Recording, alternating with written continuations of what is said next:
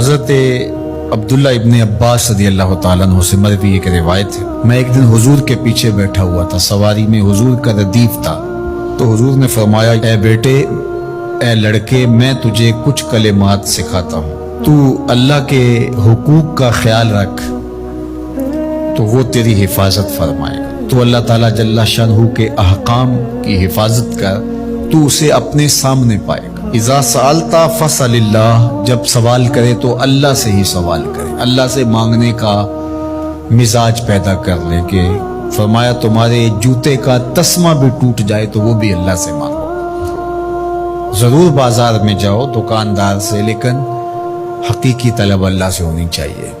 بات بات پہ اللہ سے سوال کرو، بڑی سے بڑی چیز بھی اس سے مانگو، چھوٹی سے چھوٹی چیز بھی اسی سے طلب کرو۔ ہماری ساری ضرورتوں کا کفیل ہمارا رب، ہمارا مالک ہے۔ تو دوسری نصیحت یہ کی کہ جب تو استعانت طلب کرے، مدد طلب کرے تو اللہ سے ہی استعانت طلب کرے۔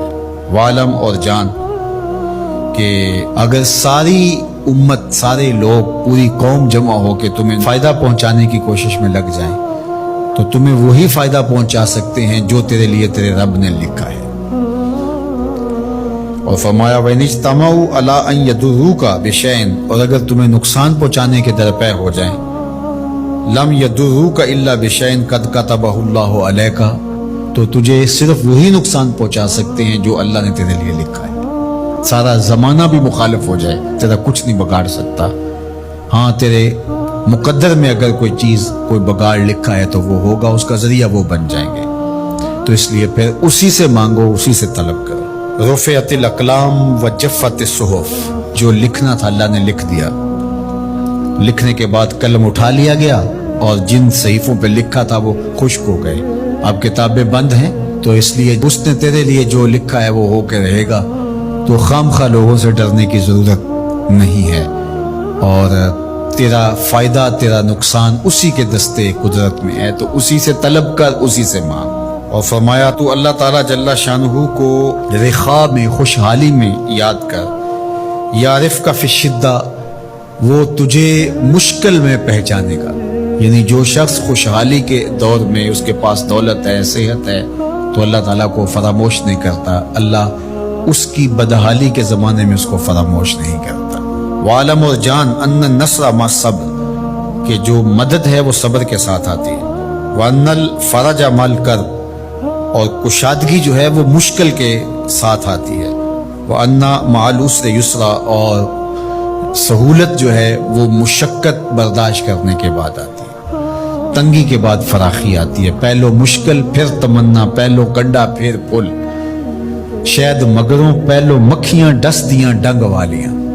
تو یہ سب ہوتا ہے، مشکلات، تکلیفیں، آلام، مصائب، ان سب سے گزر کر کے آسانیاں آتی ہیں۔ خود حضور کی زندگی دیکھ لیجئے، مدنی زندگی مکی زندگی کے گزرنے کے بعد، طائف کے مراحل کو طے کرنے کے بعد آتی۔ تو ہم ڈائریکٹ اگر چاہیں مکی زندگی کو اختیار کیے بغیر اور طائف کی مشکلات اور سنگلاخ راستوں سے گزرے بغیر مدنی برکتیں حاصل کرنا، تو وہ نہیں پا سکتے۔ تو یہ اللہ تعالیٰ نے ایک نظام رکھا ہوا ہے۔ بندے جب اس کے سامنے ہاتھ پھیلا کے دعا مانگتے ہیں، اللہ فرماتا ہے مجھے شرم آتی ہے ان کے اٹھے ہوئے ہاتھ خالی کیسے موڑ۔ جب انہوں نے مجھ سے مانگا ہے، میں نے بھی نہ دیا تو کس در پہ جائیں گے؟ تو پھر جب مجھ سے مانگا ہے تو میں کیوں نہیں دوں گا، ان کی جھولیاں کیوں نہیں بھروں گا؟ وہ تو کہتا ہے مجھ سے مانگو۔ اللہ اکبر۔ دنیا داروں سے مانگے تو ناراض ہوتے ہیں، اللہ سے نہ مانگے تو ناراض ہوتے ہیں۔ وہ کہتا ہے سوال نماز کے بغیر جو اپنی زندگی گزارتے ہیں، ان کی زندگی میں سوائے ٹینشن اور دکھ کے اور ہو کیا سکتا ہے؟ خشوع کے ساتھ نماز کرنا سیکھو، نماز پڑھنے کے بعد آپ ہلکے پھلکے پاؤ گے اپنے آپ، رکت کے ساتھ اللہ کے حضور گڑ گڑاتے ہوئے سجدے کرو، اس کا اپنا سرور پاؤ گے۔ اللہ اکبر۔ لیکن ایک بندہ کہے کہ جناب میں نماز پڑھتا ہوں، لیکن ایسی کیفیت تو پیدا نہیں ہوتی۔ محدث کچھوچوی علیہ رحمہ سے ان کے ایک مرید نے کہا حضرت نماز پڑھتا ہوں، لطف نہیں آتا، مزہ نہیں آتا۔ تو آپ نے حیرت سے کہا کہ اس کے باوجود پڑھتے تو ہو؟ کہا جی وہ تو اللہ کا حکم ہے، وہ تو پڑھتا ہوں۔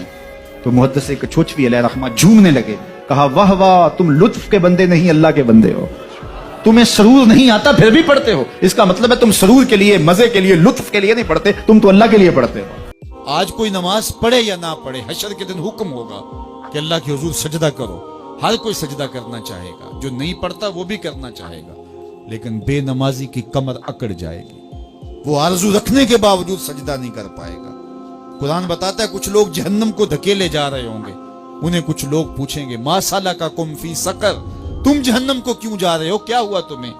تو وہ جواب میں کیا کہیں گے؟ لم نکو من المصلین، ہم نماز نہیں پڑھا کرتے۔